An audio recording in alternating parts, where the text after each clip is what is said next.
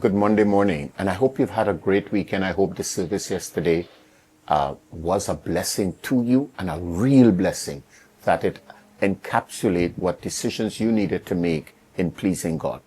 I wanted to read this morning from 1 Kings chapter 3. I'm reading from verse 10. It said, "The Lord was pleased that Solomon had asked for wisdom. So God replied, 'Because you have asked for wisdom in governing my people with justice and have not asked for a long life or wealth or the death of your enemies, I will give you what you asked for.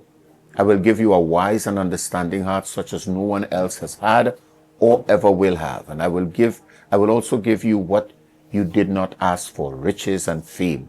No other king in all the world will be compared to you for the rest of your life. And if you follow me and obey my decrees and my commands as your father David did, I will give you a long life.'" And now, so many times we are of the opinion that, and I want you to get this, we're of the opinion that the promises of God do not entail conditionalities. We do not recognize that the promise comes with responsibilities.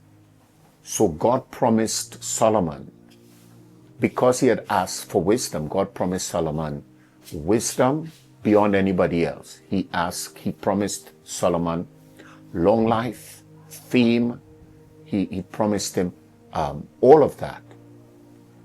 But just when you think the promise was devoid of any responsibility on Solomon's part, at the end he comes back and he says,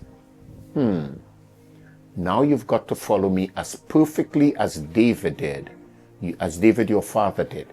And I want to remind you that even when salvation is promised, even when the Spirit of God is promised, and these are gifts, they're free. God gives you them for free. But those are also contain levels of responsibility that you and I are asked to give, and really give.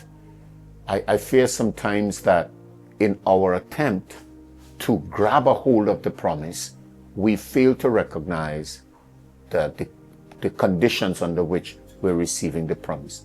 I want you to appreciate that these promises are contracts, or let me use the biblical term, covenants.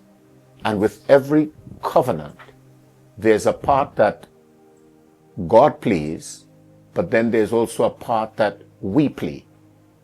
And for the covenant to be real, then God will always keep his side of the bargain. His promises in Christ Jesus are always yes and amen. A lot of time the problem isn't with God's ability to keep the promise.